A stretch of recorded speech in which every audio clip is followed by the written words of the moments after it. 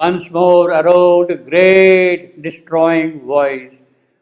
Destroying, obviously. What does it do? It destroys and puts back all your gains into the past. Gets locked there, destroying. Across the fruitless labor of the world, his huge denials, all defeating mind, pursued the ignorant march of dolorous time. So sorry, happy, anguished time. Pursued. So that is what he is doing, that is his purpose. His huge denial. In fact, that is what he is there for, denial. He is there for denial, death. Denial of all the divine possibilities of the new future. He will not allow. The past is hanging there, is solidly there, present there. Unless that is removed, the future cannot come. And then he says to Savitri. Savitri was chanting the hymn of felicity and all that. And he said, look, this is what he is here.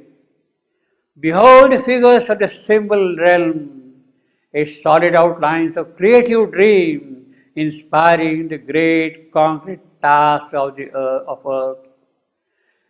In its motion parable of human life,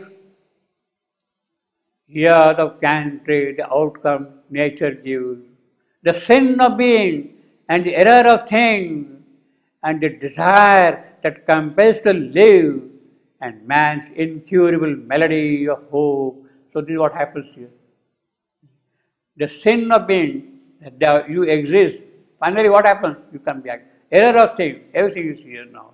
So the sin and error, these are of course the Christian terms, theologically. They are not in the Indian philosophy. Past karma is there, but not in the form of sin and error.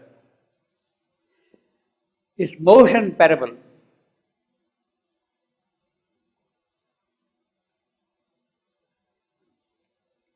The word parable occurs, I think, how many times in Savitri?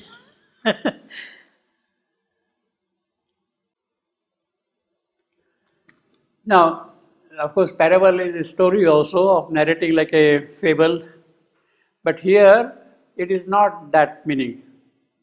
Motion parable is not in that sense. Yeah, it is not in that sense. It is conveying a certain meaning.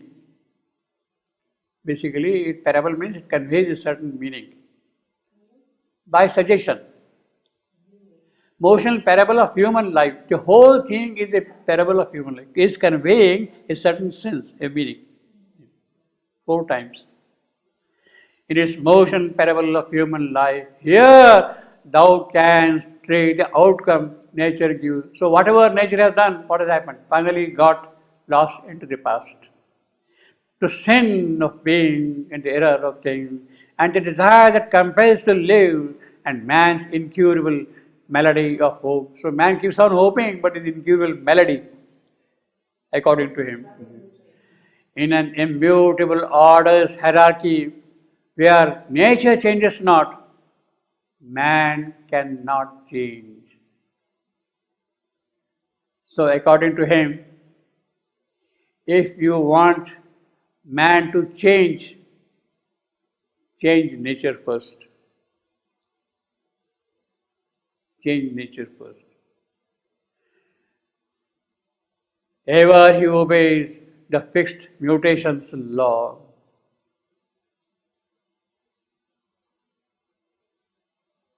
In a new version of her oft-told tale parable. In ever-wheeling cycles turns the race. Now here, fixed mutation. Mutation, that is a change, fixed. You see? So that is a very beautiful oxymoron. It's a very beautiful oxymoron, you see. Yeah. Ever he obeys a fixed her nature. Nature's fixed. Her laws are there, but keeps on changing. See, in the sense that okay, this tree is there, tomorrow another tree will come, third day it will be always green. So it is fixed, the green is fixed, but it has changed constantly, mutation. Her fixed mutations law in a new version of her oft told tale. His mind, he is man. He is man now. See, ever he obeys. He means again man. He is mind, man. For mind is man. Beyond thought, he cannot so. This is absolutely correct. There is no doubt about that. See, because he is a mental being. He is not making a wrong statement that way. But that is not all. If he could leave his limits, he would be safe. He sees but cannot mount to his greater heaven. Even wind, he sinks back to his native soil. Yeah, we have to come down again, you see. He is a captive in his net of mind. So you have thrown the net of mind and you are trapped into that, you see. Mental being. And beats soul wings against the walls of life. In vain his heart lifts up his yearning prayer. People with brilliant gods the formless void, then disappointed the void he returned, and in his happy nothingness asks release. The calm nirvana of his dream was self, the word in silence and in not the name. He struggles. So that is the fate of the mental being. He is describing the fate of the mental being.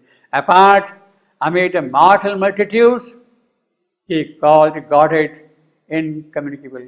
He invites the gods, but they are not able to communicate with him. To be the lover of his lonely soul, or cast his spirit into his void embrace, or he finds his copy in the impartial all. He imparts to the immobile his own will. Yeah, this is what we do. We prepare our own formulations and impose them on God. Or he finds his copy in the impartial all. He imparts to the immobile his own will, attributes to the eternal wrath and love. So we blame God for everything. And to the ineffable lends 1,000 names. Yeah. See, we chant 1,000 names of Vishnu. Sahasra Nama. Sahasra means 1,000. Sahasra Nama. We chant 1,000 names. So we chant him by various names. And to the ineffable lends 1,000 names. Hope not to call God down into his life. Again, a monosyllabic line, very beautiful line. Hope not to call God down into his life. He is addressing it to Savitri. Into his life, into man's life, don't hope to call God down. Savitri is attempting that to call God down into man's life. And he says, sorry, this is the fate of man. This is what he has seen. The past, everything disappears into it. Therefore, hope not to call God down into his life. How shall thou bring the everlasting here? So that is the denial. We have seen no earlier. Huge denial. He is the huge denial. Hope not. That is the denial. There is no house for him in hurrying time. For him. For God. In time, God cannot live. In hurrying time. There is no house for him, for God. Vainly thou seekest in matter's world an aim. No aim is there. Only a will to be, just to exist. All walk by nature, bound forever the same.